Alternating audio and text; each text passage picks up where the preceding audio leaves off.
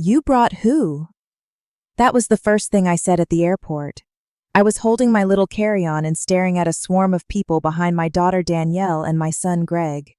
Cousins I hadn't seen in years, Greg's in-laws, Danielle's husband's uncle, even a few toddlers. 25 people, give or take, and all of them smiling like I was the hostess of a destination wedding I didn't plan. I'm so glad you're here. Welcome back to Ashes of Inheritance, where ordinary women keep their composure while everything around them falls apart and walk away with their dignity intact. If you're watching this video, please like and subscribe to my channel and tell me in the comments where you're listening to my story of revenge from. Because trust me, this one nearly broke me. My name is Miriam. I'm a mother of 2 grown kids. I live alone now in a quiet corner of Santa Fe. For the past 2 years, I'd been planning something special. A weekend in Las Vegas with just me, Greg, and Danielle.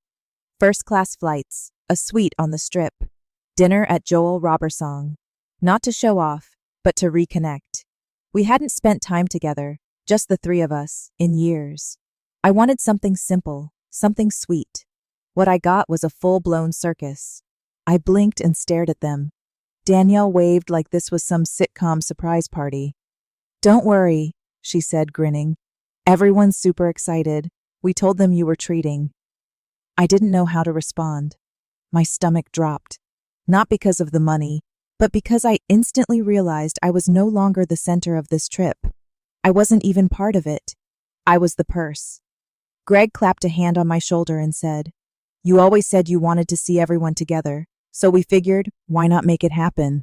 I wanted to scream, but instead I nodded. I followed them through security like I was tagging along to someone else's vacation. We boarded the flight. They sat up front. I was in the back, middle seat, between Greg's business partner and his partner's wife. People I'd never met before were thanking me for this amazing treat. A little girl asked if we were going to see the tigers. I said, "I don't know, sweetie. I didn't plan this trip." In the hotel lobby, everything was loud. Laughter, check-in chaos, kids running. The concierge handed Greg a folder full of room assignments. I reached for mine. He didn't offer one. "Mom," Danielle said quickly, "we put you in a quiet room on the 10th floor. Figured you'd want your space." My space? This was supposed to be our trip. I got in the elevator alone, holding a keycard that didn't even have my name on it. The room was tiny. No view, no flowers like I had requested. My hands trembled. I opened the curtains to look at the Strip and saw nothing but the back wall of another building. This wasn't a vacation. This was a setup. I sat on the bed and stared at the wall. My ears were ringing. I reached for my phone. No missed calls, no messages. Nobody thought to check if I was okay. I was the one who booked the restaurants, researched the shows, called the hotel for group reservations. I had spent nights on my laptop adjusting itineraries, confirming payments, but now I wasn't part of any of it. That evening I walked down to dinner. Everyone was already seated, champagne flutes clinking, plates full of food. Danielle toasted to Mom for making this all possible. They all turned to me, lifted their glasses, but nobody gave me a seat. I stood for a moment like a statue. Then someone finally pulled out a chair near the end of the table. Greg raised his voice. "Hope you don't mind, Mom. We added a few extras. It was just easier that way." "Easier for whom?" I smiled. My throat burned. I couldn't taste the food. I barely spoke. Later that night in my little room, I opened my email and saw the first invoice from the hotel. It was itemized. Room upgrades, show tickets, limousines, bottle service, brunch buffet for 30. Total so far, 42,000 and change. My name was on the billing contact. That was when I knew this wasn't a misunderstanding. This was planned, and I had a choice. Either stay silent or show them what happens when the purse strings pull back. The morning after that dinner, I sat alone at a cafe across from the Bellagio fountains, picking at a dry croissant and sipping coffee that tasted like burnt pennies. Around me, tourists laughed and posed for pictures. The Strip was alive and bright, but inside me something had dimmed. I wasn't angry yet. Not fully. I was just hollow. I kept staring at the hotel invoice on my phone, $42,000 and counting. I read it again and again, like maybe the numbers would change, like maybe someone would call and say, "Hey Mom, we messed up, we'll pay our share." But no one did. Instead, I got a group text from Danielle, a photo of the family in front of the Eiffel Tower replica, all grinning.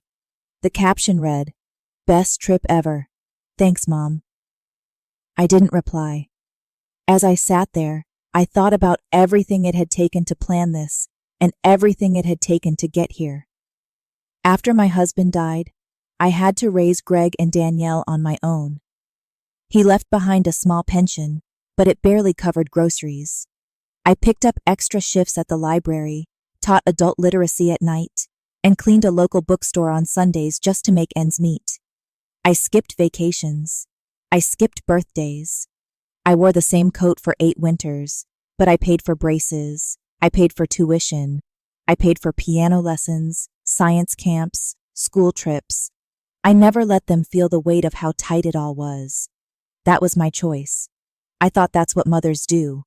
I used to tell myself it would all be worth it, that one day they'd look back and say, "She gave us everything." I didn't need gifts. I didn't want recognition. I just wanted to matter.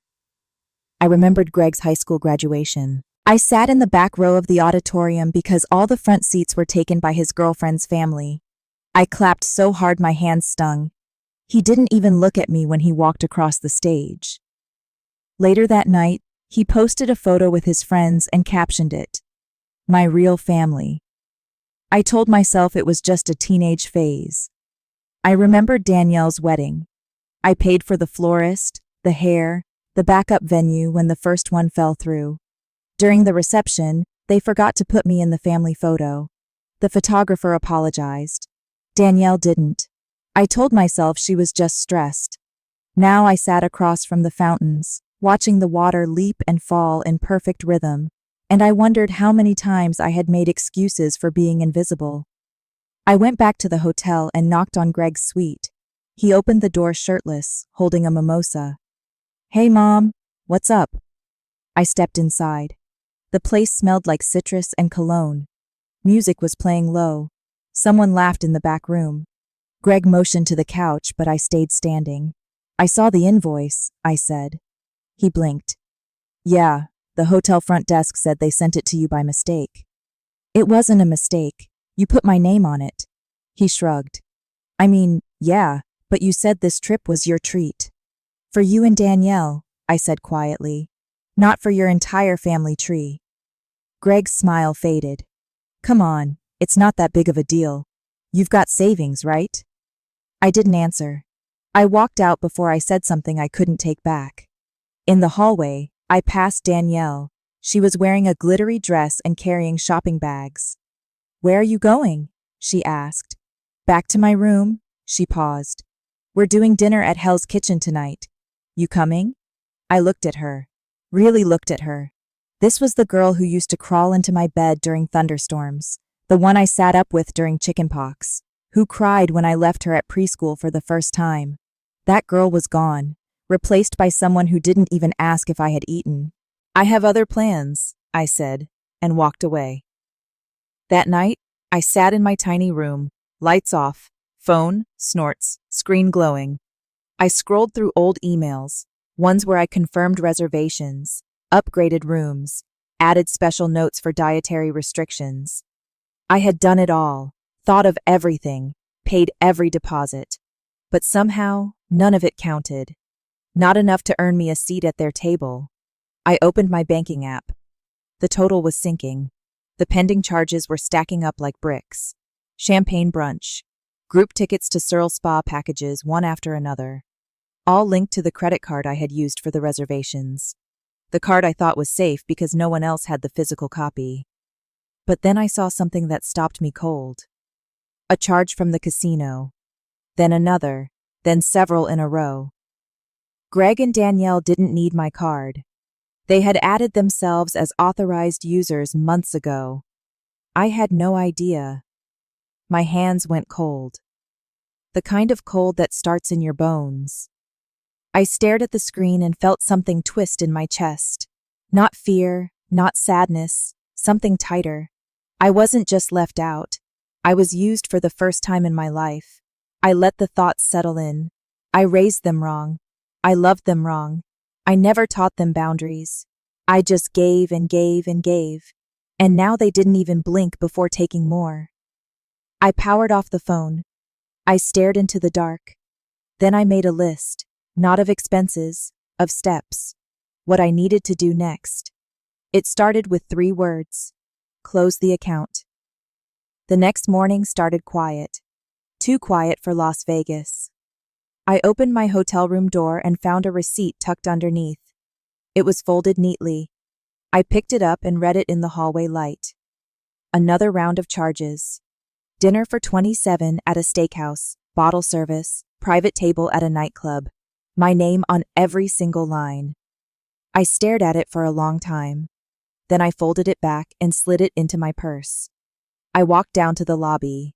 The same energy buzzed around me, but it felt like I was on mute. Laughter, music, clinking glasses, people rushing towards something. I just stood still.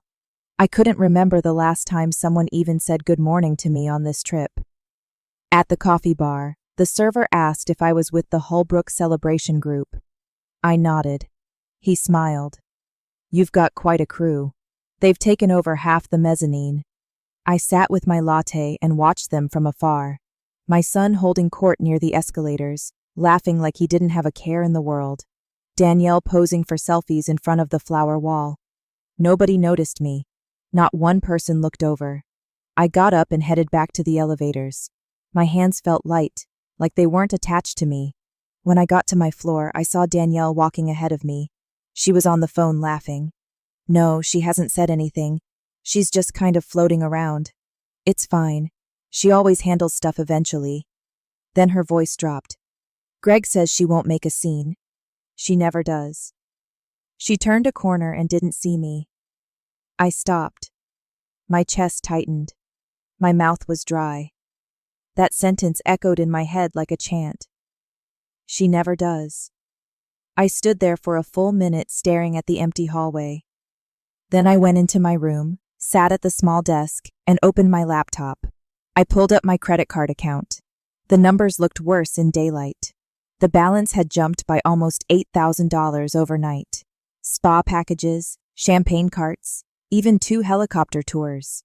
I clicked over to the bank portal. Greg and Danielle were still listed as authorized users. Had been since last fall. I tried to remember the moment I said yes. I couldn't. Probably during a rushed holiday call or some emergency where they needed temporary help. They had made it permanent. I removed them both. Then I locked the card. Then I opened a new checking account under my name only. No one else. I called the bank and asked them to transfer my remaining funds out of the joint savings account I had opened 5 years ago with Greg, the one I stupidly thought we might use for family trips. The woman on the phone said politely, "Are you sure?" I said yes without hesitation. By noon, I had done more for myself than I had in the last 10 years combined.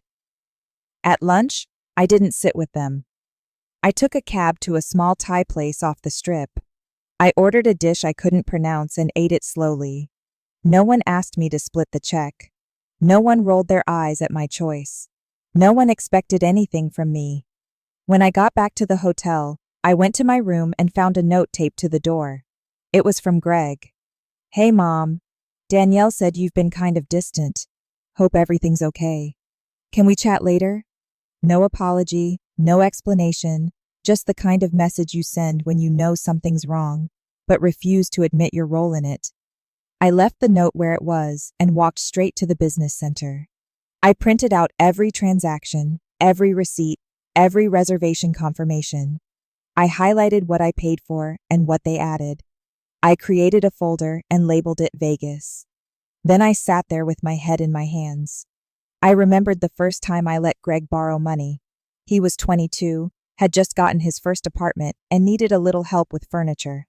I gave him $5,000. He said he'd pay it back. He never did.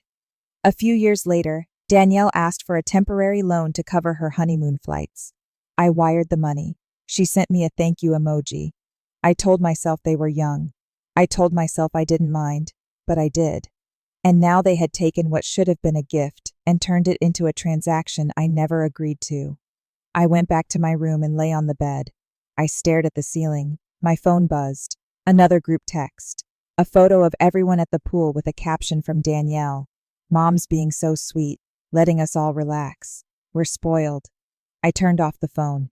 I closed my eyes and remembered the last conversation I had with my late husband before he passed. We were in the hospital. He squeezed my hand and whispered, "Don't carry everything, Miriam. They need to learn." But I didn't listen.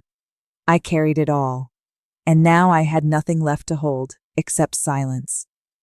That night, I packed my suitcase, folded everything neatly, left the thank you gift basket from the hotel untouched. In the morning, I checked out early. No one saw me leave. No one asked. I sat at the airport bar with a cup of tea and the folder labeled Vegas. I looked out the window as the sun rose over the desert. And for the first time, I wasn't ashamed. I wasn't scared. I was just ready. I landed back in Santa Fe late Sunday night. The airport was quiet. I stepped outside and felt the desert wind brush against my face, dry and honest. I didn't call a cab. I didn't ask anyone to pick me up. I walked to the shuttle stop and waited with my suitcase folder in hand and a silence inside me that didn't feel empty anymore. It felt steady. By the time I got home, the sun was just beginning to rise. My little adobe house looked the same as it always did. Peach walls, turquoise door, wind chimes dancing in the morning air. But everything inside me had shifted. I didn't unpack. I didn't even sit down. I poured a glass of water, set the Vegas folder on the kitchen table, and opened my laptop. Then I opened a second folder, one I hadn't looked at in years. It was labeled Estate. It held everything: the deed to the house, my life insurance policies, my will. I had made copies of it all when I turned 65, just in case. At the time, I listed Greg and Danielle as equal beneficiaries. I even wrote a letter to each of them, folded neatly, tucked in with the documents. It was supposed to be a comfort someday, something for them to read and remember me kindly. Now I looked at those letters and felt nothing. I deleted their names from the will first. Then I called my lawyer's office and asked for an appointment. I didn't even flinch when the receptionist said the soonest they could see me was Wednesday morning. That gave me 2 days. I was going to use them. I spent Monday closing accounts. I shut down every joint savings, checking, and credit line that had either of their names tied to it. I canceled the backup cards they had never returned. I called customer service lines one after another, saying the same sentence over and over. No, I no longer authorized Greg Holbrook or Danielle Foster to access any part of my account. Each time I said it, the weight lifted a little more. By afternoon, I was exhausted, but clearer than I'd been in years.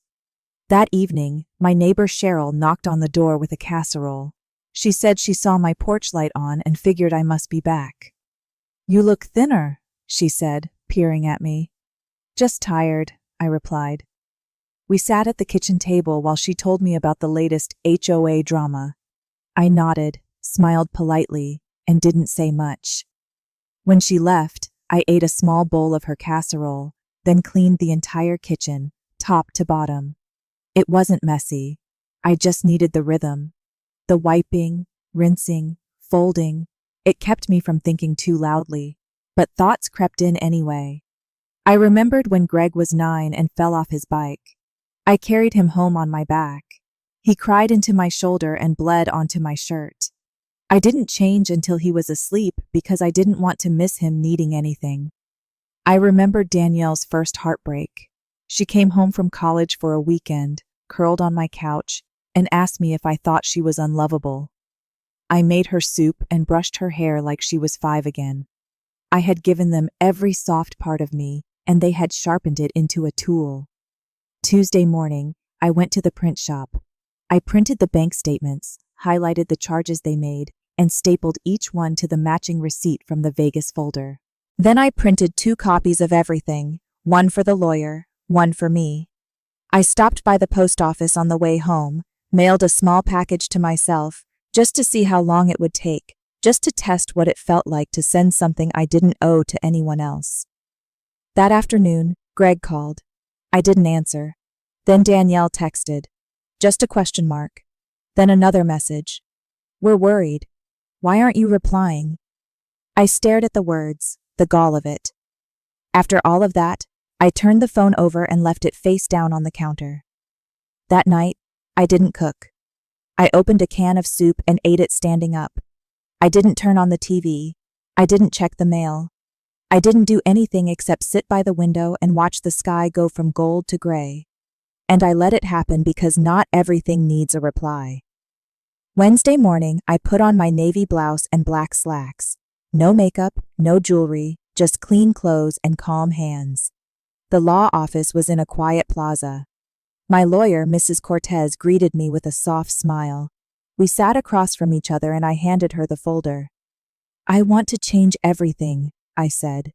She opened it, read quietly. Are you sure? She asked. I nodded. I've never been more sure of anything in my life.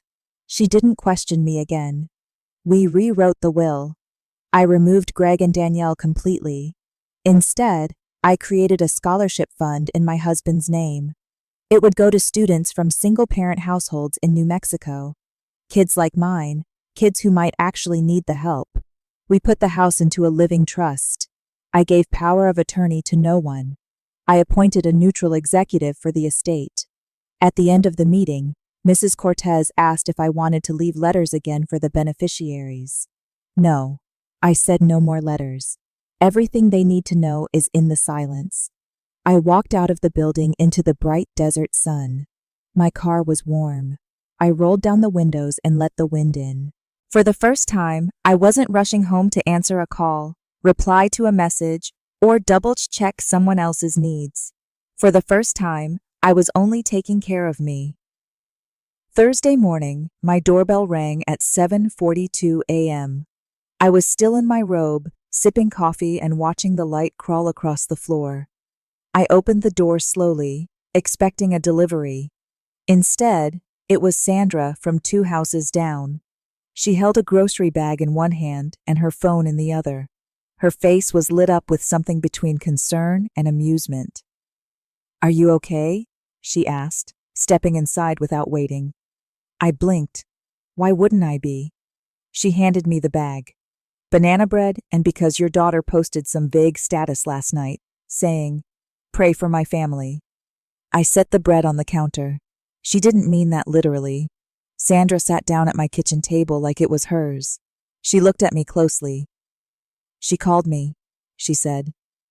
Last night, Danielle asked if I'd stop by and check on you. I leaned against the sink. She called you. She sounded annoyed, not worried, just annoyed. I shook my head. They're starting to feel the shift. Sandra folded her arms. Did you finally do it? I nodded. I changed everything. Will trust accounts. They're locked out. She let out a breath like she'd been holding it for months.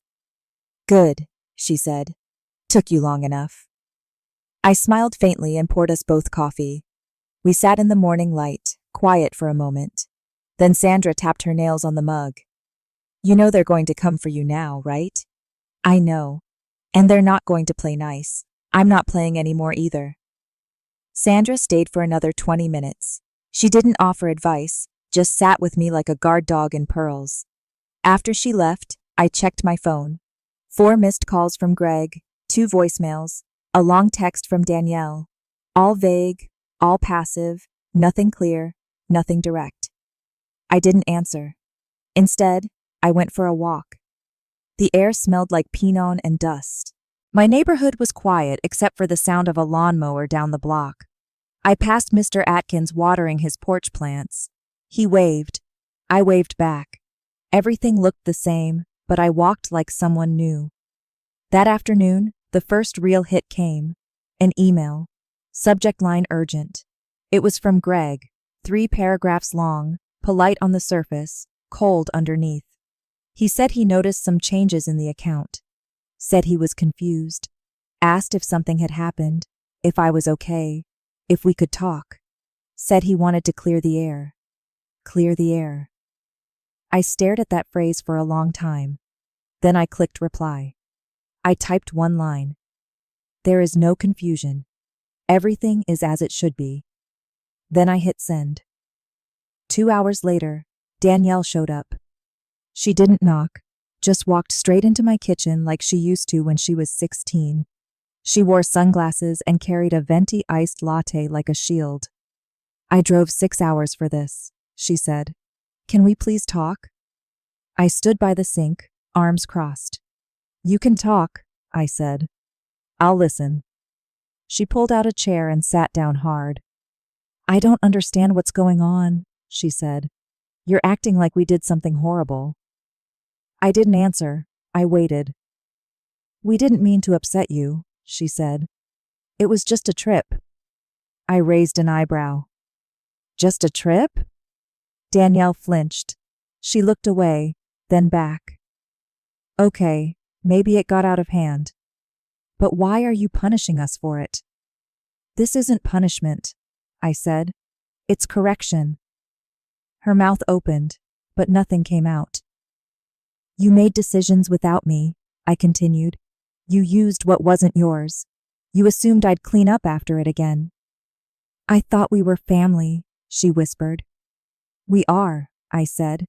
But that doesn't mean I have to let you drain me. She stood up. So what now?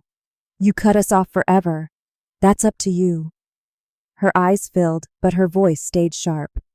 You'll die alone. I smiled sadly. Better alone than used. She stared at me. Then she left. No hug. No goodbye. I stood in the silence after the door closed and waited for my heart to shatter. It didn't. That evening, I opened a fresh journal. I hadn't written anything by hand in years. I started slow, a sentence at a time. I wrote what I wanted, not what I needed to fix, not what I was supposed to say. I wrote this. I am not angry. I am awake. Then I made tea. I sat on my porch as the sky turned soft and pink. A few neighborhood kids rode bikes past my house. One waved, I waved back. Inside, the phone buzzed again. I didn't check it. I watched the stars come out instead, and for the first time in a long time, I didn't feel like someone waiting to be rescued. I felt like someone who had already saved herself. The next morning, I found Greg's SUV parked outside my house. He was leaning against it, arms crossed, sunglasses on like some corporate cowboy. I didn't need to ask how long he'd been there. The half-empty coffee cup on the roof gave it away. I stepped out onto the porch, not bothering to greet him. He looked up. Can we talk? No one's stopping you. He walked up slowly like I was going to bolt. I didn't move. I came alone, he said. Danielle doesn't know I'm here. I raised an eyebrow but said nothing. He cleared his throat. You caught us off guard. I waited. I mean everything you did, the bank accounts, the will, the trust, you blindsided us. You mean I did something without asking your permission? He winced. It's not about permission. It's just we're family. Greg, I said calmly. Do you know how many times you've said that phrase in the last year? He didn't answer. 27. I counted, but not once have you said what it means. He ran a hand through his hair. Look, I'm not here to fight. I just think this all got out of hand. No. I said it finally came into focus. He stepped closer, voice quieter. You're upset. I get that. But don't you think this is a little extreme? You think protecting what's mine is extreme? I think cutting off your own children is... I laughed once. Low. Greg, I didn't cut anyone off. You cut yourselves off the day you turned me into your backup wallet. He looked down. I didn't mean to, but you did. The silence stretched. Wind rustled the trees behind us. He finally said, T. Vegas was a mess. I see that now. We took it too far. You think this is about Vegas? He blinked. Isn't it? I stepped down onto the grass. This is about the year you turned 12 and asked me why I couldn't afford a new bike like Danny's mom could. And I told you I'd save for it, so I worked weekends cleaning houses. You got the bike, never said thank you. He shifted uncomfortably. This is about you asking for help with your first apartment, then never paying me back. It's about every silent assumption that my money was a family resource, that my time didn't count, that my labor was free, that my boundaries were flexible. I took a breath. It's not about a trip. It's about a pattern. And I'm done. Greg rubbed the back of his neck. So that's it? You're just going to live the rest of your life mad at us? I'm not mad, I said. I'm done explaining myself. He stared at me, eyes hard to read. Then he said something that surprised me. Dad wouldn't have wanted this. I froze. He kept going. He always talked about how proud he was of how tight we were. He wanted us to stick together. No, I said slowly. He wanted us to respect each other. You forgot the second part. Greg looked like he wanted to argue, but the words didn't come. He picked up his coffee from the roof and walked toward his car. At the door, he paused. I hope someday you'll reconsider, he said, for the sake of the family. I smiled tightly. You said that already. He got in and drove off. I went back inside. My hands were shaking, but not from fear, from adrenaline, from standing my ground. That afternoon, I got a letter. It wasn't in handwriting. I recognized. The return address was from a law office. Inside was a formal notice. Greg and Danielle were contesting the trust. They claimed emotional duress, that I was not of sound mind, that I had been influenced. I sat down at the kitchen table and read it twice. Then I picked up the phone and called Mrs. Cortez. When she answered, I said, They're trying to sue me. She didn't sound surprised. We'll respond accordingly. They don't have a case, but you'll need to be ready. I nodded. I'm ready. That evening, I called Sandra and told her. She was quiet for a long time. Then she said, It's starting. I know. Do you regret it? No. Then keep going. I poured a glass of wine and sat by the window. Outside, the streetlights flickered on one by one. The silence didn't feel peaceful this time. It felt loaded, but not in a way that scared me, in a way that warned me. They weren't done, but neither was I. The summons arrived on a Monday, a plain envelope, thin, sharp. Inside the first page read, Notice of petition for emergency hearing. I sat at the kitchen table with the letter in one hand and my tea going cold in the other. They were going to court. Greg and Danielle filed to challenge my trust, claimed I was not acting in my own interest, claimed the changes I made to my estate were sudden, erratic, and possibly coerced. The word incapacitated was in bold. I called Mrs. Cortez. We anticipated this, she said calmly. It's intimidation. They're trying to paint me as unstable. They're desperate. The hearing was scheduled for the following Thursday. 10 days.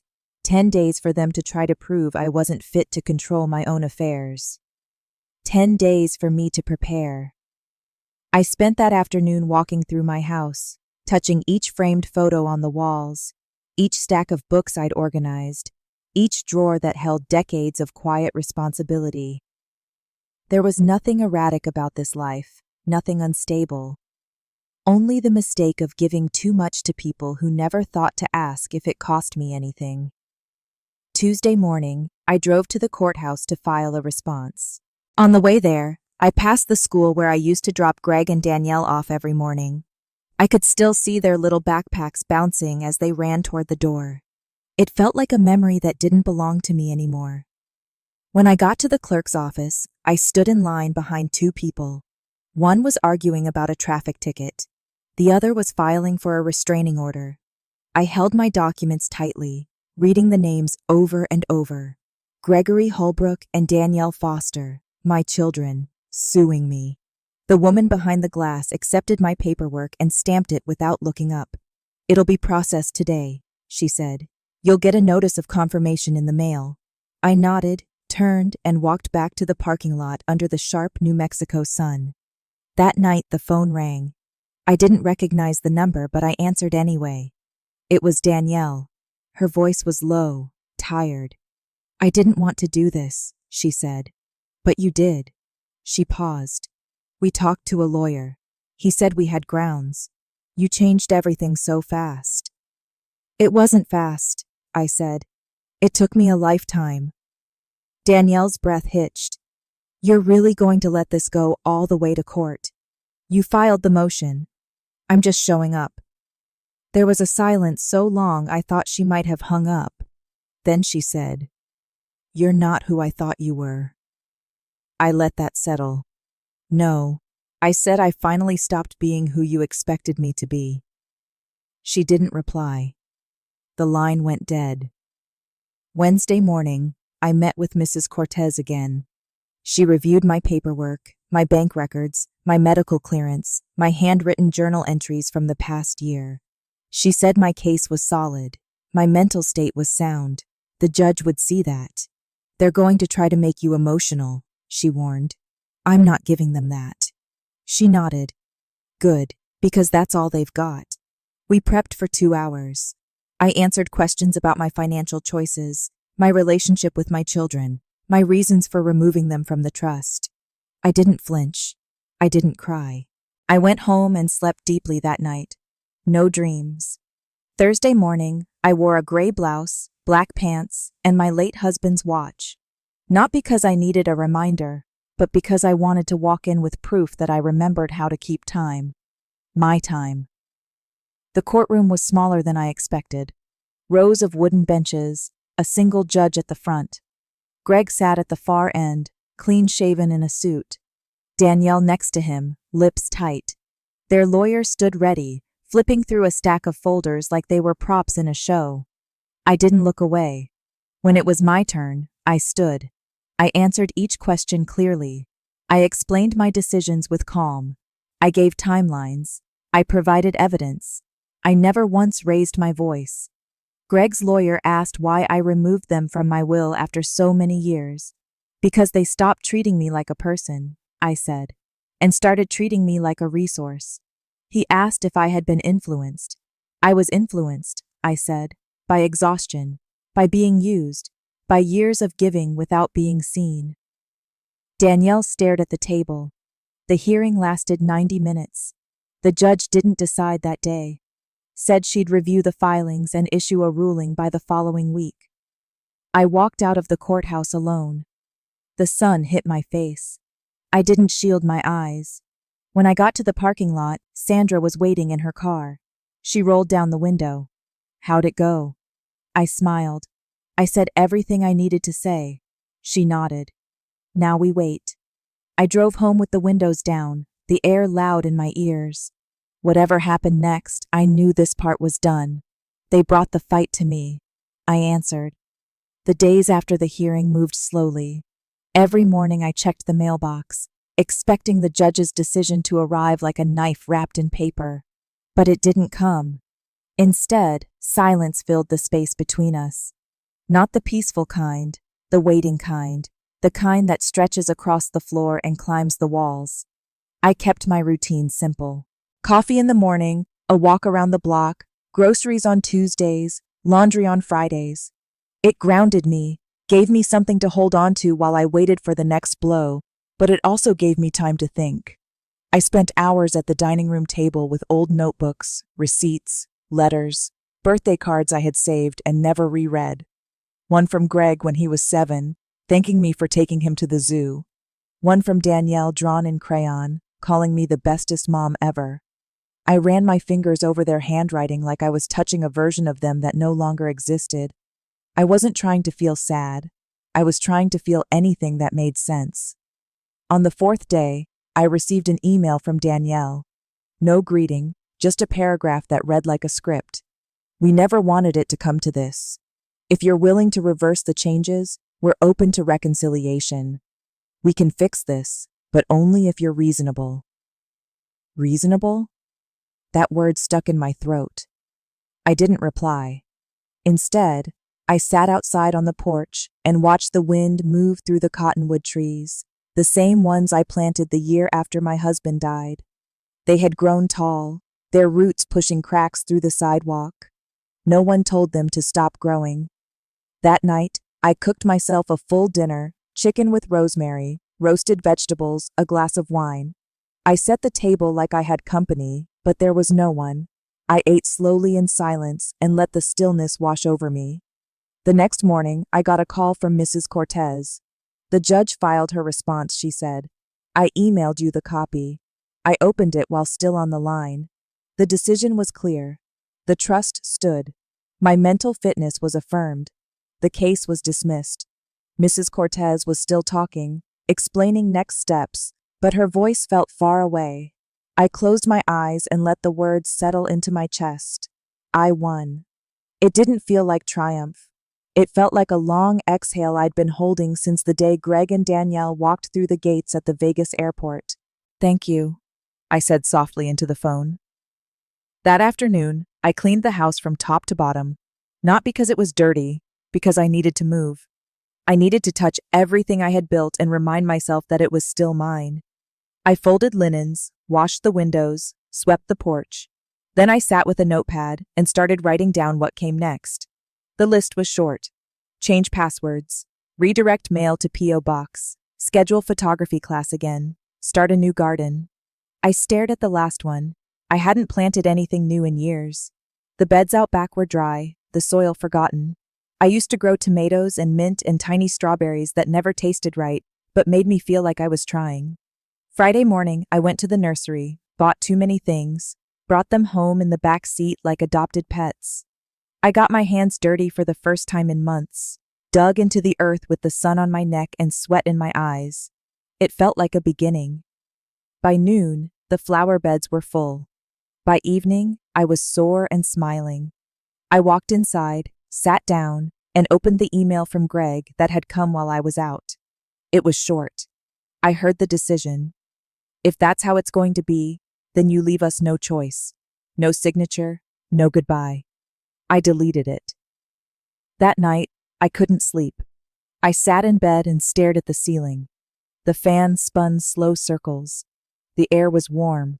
My chest was tight, not from fear, but from something like grief that had nowhere left to go. I got up, wrapped myself in a blanket, and sat by the window. Outside, the garden looked peaceful in the moonlight. It hit me then. They weren't done. The court loss would sting, but it wouldn't be the end. There would be more calls, more emails, more pressure dressed up as concern. I would have to outlast them, but I wasn't afraid of that anymore. I wasn't angry either. I was ready, steady, and finally quiet in a way that didn't feel like loneliness. It felt like preparation. Sunday morning, I woke to banging on the front door. 3 loud knocks spaced just far enough apart to let me know it wasn't an accident. I pulled on a sweater, slid into my slippers, and opened the door. Greg stood on the porch in a crisp polo, arms stiff at his sides. Danielle was behind him, sunglasses on, even though it was barely 8. Her arms were crossed, her mouth tight. I didn't say anything. I stepped back and left the door open. They walked in like they still lived there. Greg didn't sit. He hovered near the dining table. I didn't want to do this here, he said. But you won't respond to anything else. Danielle took off her sunglasses and dropped them on the table. You humiliated us, she said. I stayed near the hallway, watching them like strangers who had gotten lost in the wrong house. Greg pulled a folder from his bag. We're filing for conservatorship. I blinked. He kept talking. It's not personal. It's legal. The judge dismissed the trust case.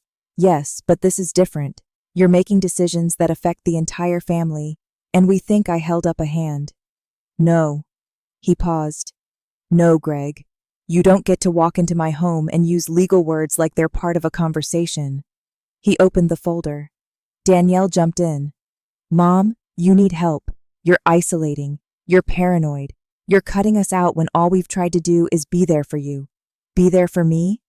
I laughed once. Is that what you call it? Greg raised his voice.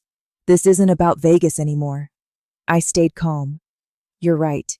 It's not. It's about now. And now I'm telling you to leave. Danielle stepped forward. You're pushing us away. You think a judge is going to let you die alone in this dusty house and say, that's fine. I think the judge already made it clear I know exactly what I'm doing. Greg dropped the folder on the table. You forced our hand. No, I said. I gave you a choice. You just didn't like the answer. Danielle pointed at the garden through the kitchen window. You think planting flowers makes you stable? That's what you've been doing while everything falls apart. I looked out at the blooms, bright and strong in the sunlight. It's not falling apart, I said. It's just falling away from you. Greg grabbed the folder, shoved it back into his bag. You'll be hearing from our attorney, he said. I opened the front door wide. Good. Then we won't have to do this again. They walked out without another word. I locked the door behind them. I stood in the hallway for a long time, just breathing. My hands shook, not from fear, but from the weight of holding the line. An hour later, I called Mrs. Cortez. They came to the house, I said. She didn't sound surprised. Did they say the word conservatorship? Yes. I'll draft a response and alert the probate court. I nodded. Thank you. She paused. You okay? I looked around the room. It was still mine, still quiet, still clean. I am, I said. They're just louder now. That afternoon, I went to the garden, pulled weeds, watered everything twice, let the hose run until the dirt smelled rich again. I stayed outside until the sun dropped behind the trees. I didn't check my phone. I didn't check the mailbox. Monday morning, a letter arrived, typed cold. Their lawyer filing in 3 counties requesting an emergency evaluation citing unstable conduct and erratic changes in estate documents. I placed the letter on the table. I didn't read it twice. Instead, I sat down with a pen and paper. I wrote a timeline, dates, conversations, every message, every withdrawal, every decision. I stapled it together and put it in a fresh folder. Then I wrote a letter, not to them, to myself. It said, You were right to draw the line. Keep holding it. You are not crazy. You are not cruel. You are just done. I folded it and slipped it into the front of the folder. By the end of the week, the probate court would have our names on file. Greg and Danielle had escalated. Now it was my turn. The hearing for the conservatorship was set for Friday at 9:00 a.m. Mrs. Cortez and I met at her office early that morning. She wore a charcoal suit and no jewelry. She handed me a copy of our final response and said quietly, This isn't about proving you're fine. It's about showing they were wrong to ever question it. I nodded. I didn't feel nervous. I felt hollowed out and focused. The courtroom was colder than the last. White walls, stale air, a judge I hadn't seen before, younger than I expected. Sharp eyes, measured voice. Greg sat across the room, flipping through a notepad. Danielle didn't look up when I entered. Their attorney, a man named Lel, with a square jaw and a polished tone, stood when the judge entered and launched straight in. He read from prepared notes claiming I had made aggressive financial changes in a short period of time, that I had become unresponsive and erratic, that my actions threatened the cohesion of the family unit. I sat still. Then Mrs. Cortez stood. She handed over my medical assessments, cognitive evaluations, banking history, a log of every communication I had made about the trust. She stated clearly that my choices had been methodical, considered, and fully within my legal rights. She ended by saying, This is not a case of incapacity. It is a case of entitlement. The judge asked if I'd like to speak. I stood. Your Honor, I said, I am not confused. I am not unstable. I am simply no longer available for misuse. Greg shifted in his chair. Danielle stared at her hands. I continued. I worked my whole life. I raised 2 children on my own. I paid off every debt, saved every dollar, and when I finally tried to use what I'd built for myself, I was met with demands. Not questions, not conversations, demands.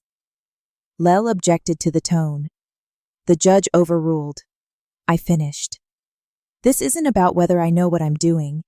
It's about the fact that I finally chose to do something different. The judge thanked me and said he'd issue a ruling by Monday. We were dismissed.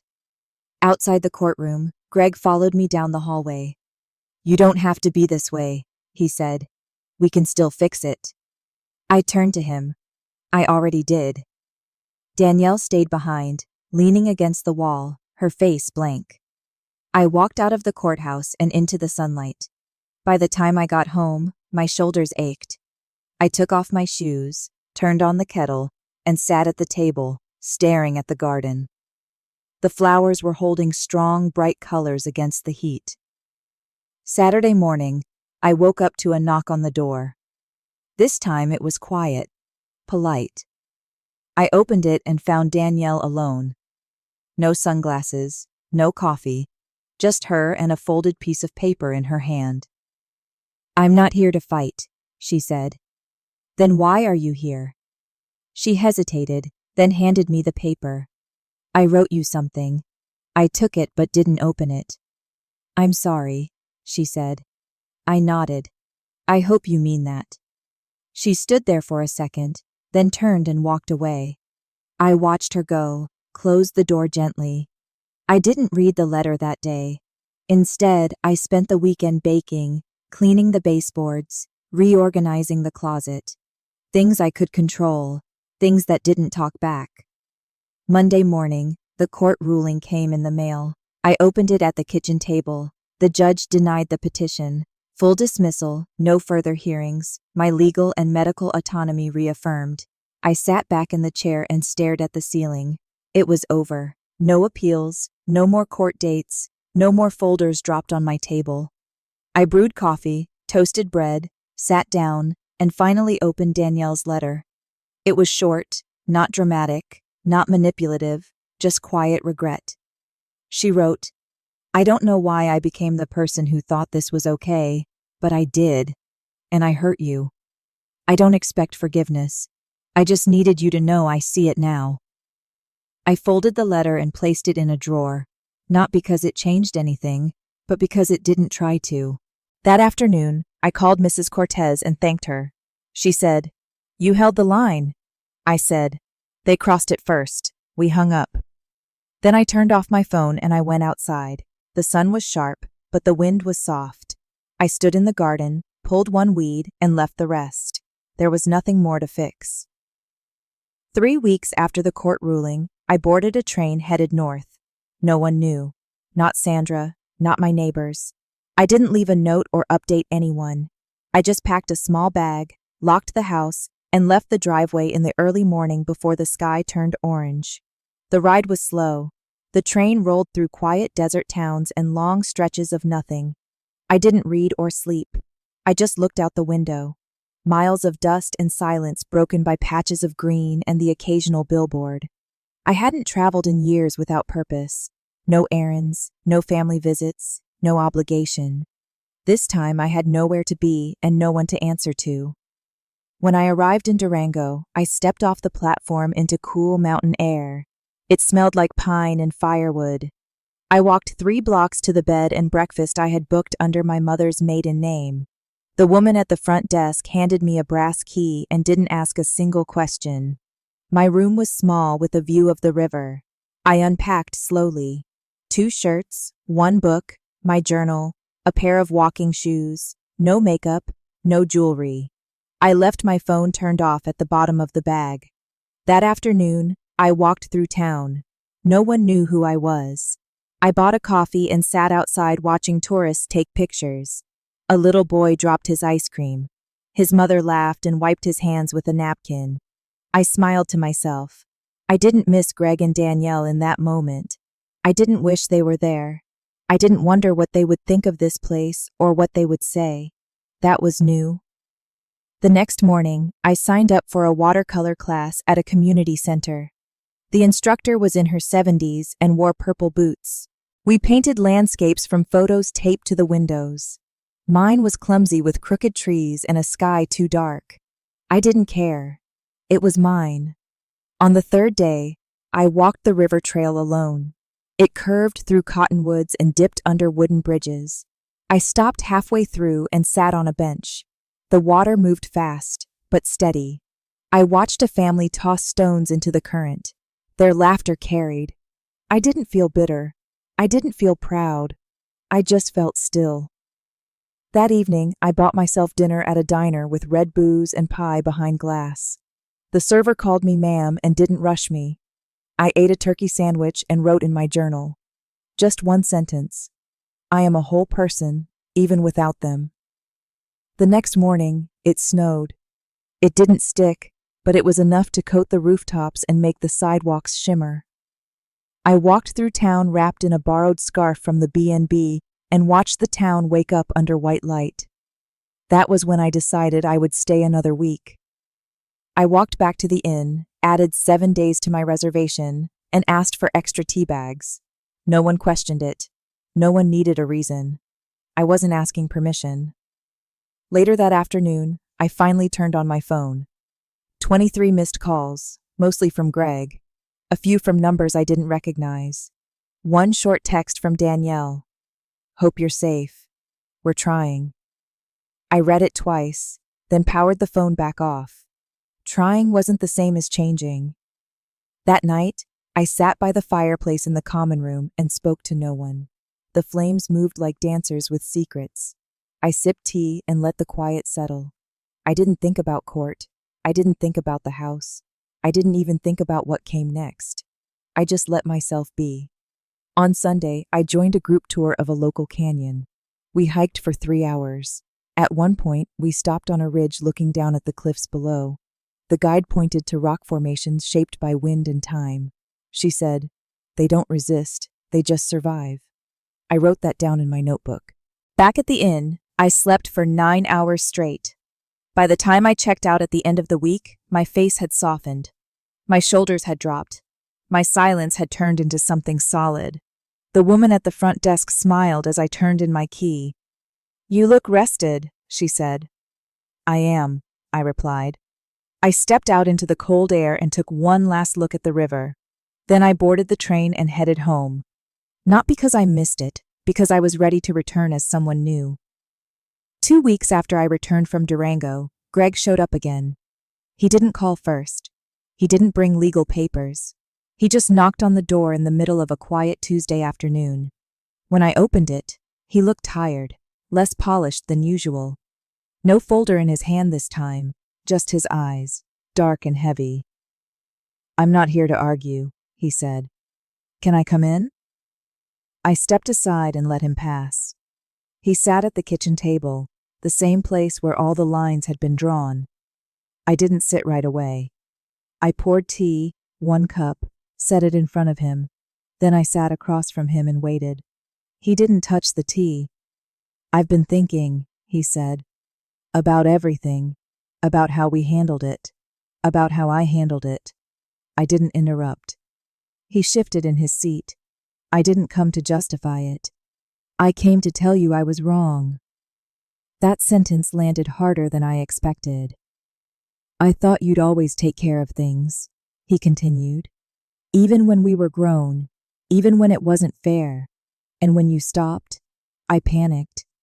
I didn't know how to be your son without taking something from you." I looked at him. He looked like someone who had finally been humbled. "I don't expect you to forgive me," he said, "but I want to be better than I've been." He slid something across the table. A check, not a bribe, not an offer, just a quiet repayment of what he could cover from the Vegas mess. Not the full amount, but something real, something earned. I placed my hand over the envelope. "I'm not keeping score anymore," I said, "but I won't stop you from learning." He nodded. "I've started therapy," he said. I didn't know how much I didn't know. We sat in silence for a while. Not angry, not bitter, just sitting. "I'd like to come by once a week," he said. "No pressure, just to talk or help around the yard or listen. We'll see." I said, "1 step at a time." He smiled, and it was small, but it was real. That evening I received a short message from Danielle. It read, "I heard Greg came by. I'm not ready to visit, but I hope one day you'll let me try." I didn't respond right away. I didn't need to. I stood by the window as the light faded and looked out at my garden. The flowers were blooming again, stronger this time. Roots deeper, color bolder. Healing is never clean. It's not a single moment. It's a slow decision to stop holding the knife to your own skin. It's a choice to look at those who hurt you and say, I won't carry this for you anymore, but I will carry myself forward.